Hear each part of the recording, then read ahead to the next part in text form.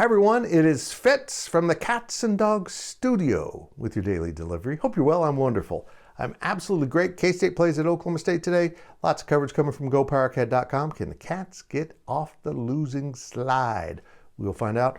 Zach Carlson, Ryan Gilbert are there. I'm here. We're all going to cover it, and it's a happy family. Hey, today I'm going to do something with this DD I'd never imagined I'd do. Folks, I'm going to defend the NCAA. And if you've been following along, that's kind of a shocking development. First, a reminder, please subscribe to this YouTube channel, hit the thumbs up, leave those comments. It all helps us so much as we continue to try to grow this channel. And now I'm doing Big 12 coverage with the big insiders.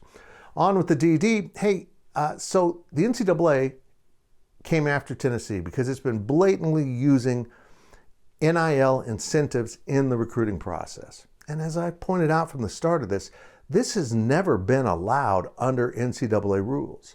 This is basically paying players to come to your institution, not paying players for their value in name, image, and likeness to that program.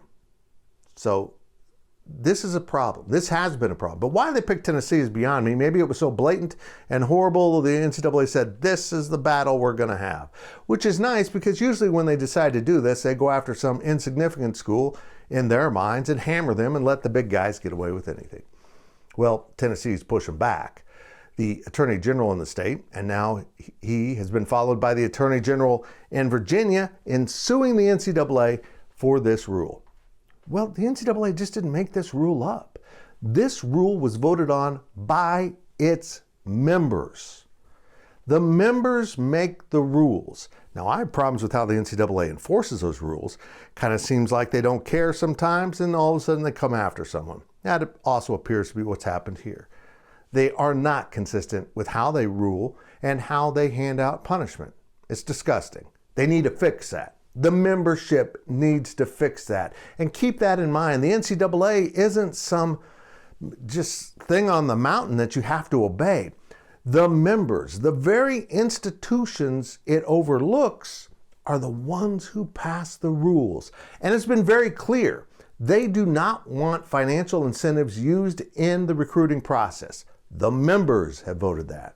So when Tennessee and Virginia sue the NCAA, they are suing the members, saying what you're doing is invalid. Now look, maybe the courts will rule, as they did with the NIL and the transfer portal, in favor of the student athlete, which I'm fine with. I'm fine with the NFL, NIL and transfer portal. I'm fine with that. But there has to be some guardrails. There absolutely has to be some rules bottling this up. And it shouldn't be used in the recruiting process. And any NIL that calls a student athlete and encourages them to enter the transfer portal because we're going to give you this and you're worth this, that too should be a violation on the school, just as it was in the past when boosters did incentives outside of the coaching staff. Now, the membership needs to get together and set some very clear, concise rules on all of this. And again, the NCAA isn't doing that. They like to have a thick rule book. They like to have a lot of rules that they don't enforce because there's too many rules. Shrink it down, make it more simple, and find out what the courts will and will not allow. There has to be guidelines for any business to operate. And college athletics is not professional athletics. And if the student athletes earn the money based on their name, image, and likeness, I'm all for it. But to pay a kid $500,000 to come play for a while and make that offer before they're in the portal because the NIL isn't the school, that's a violation. It always has been, and it should always be until the courts shoot it down. I don't know what's going to happen here, but here I am defending the NCAA. It's a weird day. It really is. And my purples don't match. That's kind of problematic. But go check out the link for Mailreg golf apparel. 10% off. I don't think they have this shirt anymore. That's a shame.